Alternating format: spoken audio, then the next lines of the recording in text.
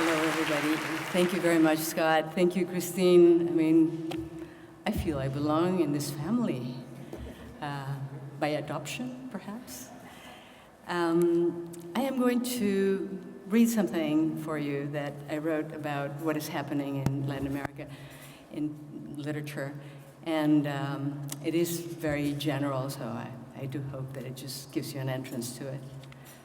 The title of this text is The Present, June 13th, 2013. The day I realized that those words my mother would repeat in my brother's ears and my own when we went into that dark church, not when we attended Mass, were actually part of a sonnet written by Miguel de Guevara, a friar who lived during the early days of the Colonia, and were considered the very first dignified text written in what was then called Nueva España. I knew there was an absolute link between poetry and prayer.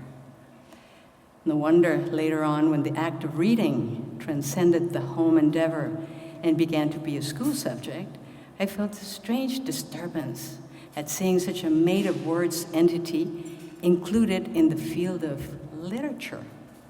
Now I know, even though many might not share my views, that it doesn't belong there. Not only because of its direct and immovable relationship with the spiritual, the depths of being connected to the otherworldly, but because of the simple fact that it does not embody fiction. You do not look for poetry, poetry looks for you. Poetry happens to whoever is writing it, and then it is rewritten inside the reader, whose vision will remain forever transformed. Thus, a panoramic view of contemporary Latin American literature does not necessarily include contemporary Latin American poetry, even though it can lodge them both as artistic creations signifying continuity. Governments, regimes come and go. Societies are formed, deformed, reformed in Latin America. The only permanent thing among us is culture. When I first attended the National University of Mexico in the 70s, my undergraduate studies had the pompous title of Letras Españolas, Spanish letters or literature. Things have changed a lot since then. Today, it is known as Letras Hispanoamericanas or Letras Iberoamericanas, and it does not begin with the works of lyrical Galician Portuguese poets and troubadours, Cervantes or St. John of the Cross. However, one gets rapidly and inevitably to them through Borges, Fuentes, Neruda, Machado de Asís, Drummond de Andrade, Paz, or García Márquez. Our novelists and poets have proved they belong to a great nation called language. They have fed on its tradition, enriching it with a whole variety of realizations. Each and every great writer we have had in Latin America is considered such, not because he or she comes from Argentina, Mexico, Brazil, Chile, or Colombia, but because he or she is part of the marvelous linguistic cosmos of Spanish and Portuguese. A generation emerged rather desperately and was baptized with the most appropriate name, Boom Generation, projecting a pressing need to say what had not been said so far, to write about what had happened before. Its members represented a powerful voice with which to recover the past by putting into practice a sense of cultural obligation. Such an unusual and marvelous horizon opened up for these writers.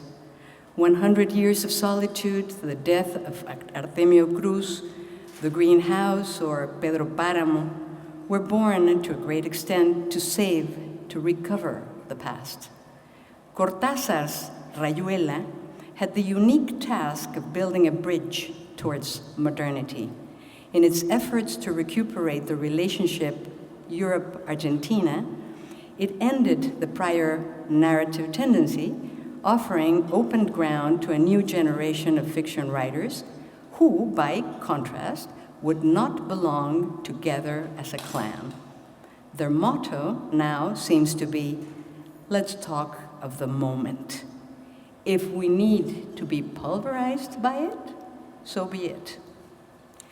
Paradoxically, this multifarious global immediacy, so characteristic of the new novel, this Aleph, was not invented by Borges, but by Machado de Assis and his posthumous novels of Blas Cubas that Borges may have read, about a character on a hill, not a fool, who imagines all eras and places in the world simultaneously. As a result, fiction writers in Latin America today linger on thousands of themes. These may be historical, yes, but they should rely on a minimum of currentness. How we live today, what it means to live in a city like Rio, Mexico City, or Santiago, why the individual becomes relevant in a social texture that has been destroyed by the war against drugs, or to what extent lives of non-existent desperation are apparently led. According to the late Carlos Fuentes, who was a sort of godfather figure to novelists today, this literature is healthier, more normal, more similar to the European, and less attached to concepts of national literature. Although their plots may unfold in Chile or Argentina, they go further, and anyone who has read the work of Roberto Bolaño could attest to it.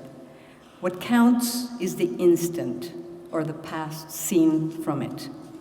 Naturally, I should add, within the framework of huge commercial interests, as well as cybernetic and ephemeral components, also very characteristic of this reality. The panorama of Latin American poetry, according to my point of view, is different, even though its direction towards modernity may coincide with that of fiction. In its world, there have been changes of impulse, maybe, but never a thunderous boom, a generation whose members represented their country, just like Vargas Llosa has done with Peru or Carpentier with Cuba. Neruda was Chilean, nevertheless always considered a universal poet. The same case being that of Vallejo, Huidobro, Borges, who have been much more than a nation, embodying poetic art as a wholeness. Albeit history of Spanish-speaking American countries, that not being the case of Brazil, has destruction of the native at its basis and reconstruction by means of a language alien to its people, poetry in both languages, Spanish and Portuguese, has converged, creating a language of its own, speaking in tongues. Here lies the central separation from fictional prose. Poetry does not only tell stories without having to choose between recovery and discovery, it is inside them both at the same time.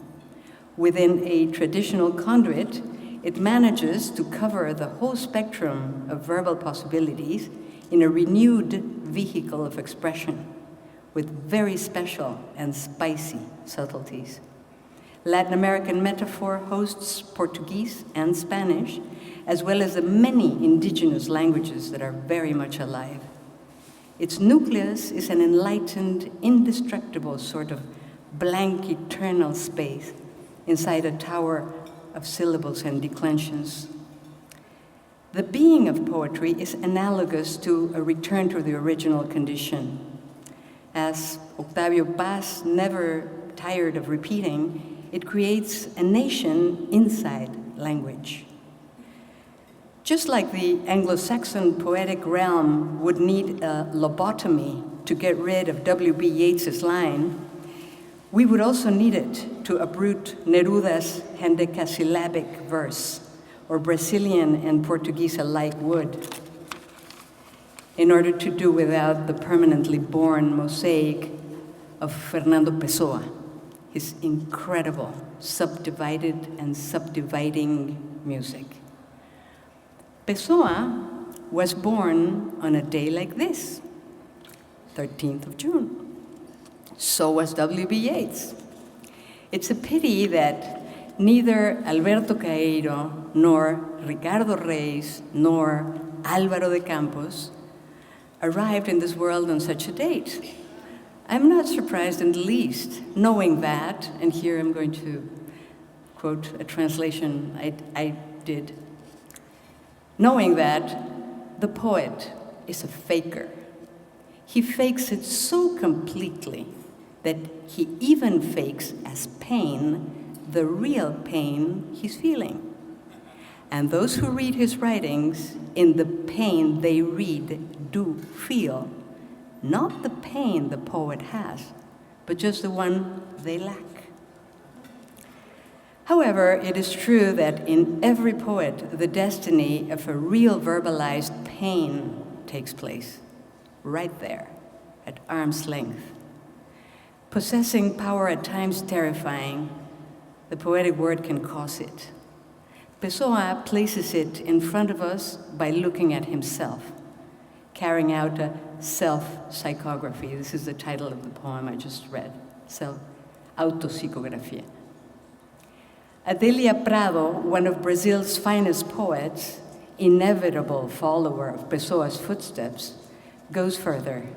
By playing herself before the fragmentation of man and woman today, she creates a counter-language, redefining beauty mixed with misery, from the core of what is said in her poem, Poetic License. And this is also my translation. But what I feel, I write. I accomplish my fate. I inaugurate lineages. I found kingdoms. Pain is not bitterness. Right from her nil insertion on schools and tendencies, though owning an aesthetic independence enviably Brazilian, from the pure burning bush of her memory, she grants the place of honor to poetry in its epiphanic quality, revealing the being of things inside the absolute being. She establishes the foundation of dialogue with the current, present world. She invites us to decentralize in order to find the center in God, admitting that human condition is a radical orphanhood. Once this is acknowledged, she seems to say, it's easy to let yourself be seduced, seriously seduced, by a real sadness. No one that I know of in the world of Lusitanian Latin American poetry today has gone that deep. On the other side of the completely spiritual search of poetry, we have skeptics in Spanish-speaking Latin America that by stressing what they hate, reveal what they love, that by stripping poetic language of any recognizable form, they create new ones. Here's José Emilio Pacheco's inspiration in High Treason. Alta traición. No amo a mi patria. Su fulgor abstracto es inasible. Pero aunque suene mal, daría la vida por 10 lugares suyos, ciertas gentes, puertos, bosques de pinos, fortalezas, una ciudad deshecha, gris, monstruosa, varias figuras de su historia, montañas y 3 o 4 ríos. Here's a translation that I did for tonight. This is High Treason. I do not love my country. Such abstract splendor is beyond my grasp. But even though it sounds bad, I would give my life for 10 places in it, for certain people, seaports, pine woods, fortresses, a run-down city, gray, grotesque, various figures from its history, mountains, and 3 or 4 rivers. Despite Robert Frost's unforgettable statement about poetry being lost in translation, I believe in Walter Benjamin's also unforgettable truth about pure language being found in poetry translation. I am convinced that all great works of poetry are meant to be translated. Here's an example that marks, perhaps, the wished-for music and right timing it implies. Ha tejido a mano la genealogía, tan bello encaje de seda, Engels a Bird trenzado, Claudia Jones y Monk en ribetes, Rosa Luxemburgo y Coltrane a gancho. En lo que a ella toca, estos nombres dieron nueva forma al tiempo, si bien el tiempo parece haberse establecido solo en el tiempo. This is a fragment of Osheries by the great Canadian poet Dion Brand in my humble Mexican Spanish. Thanks very much.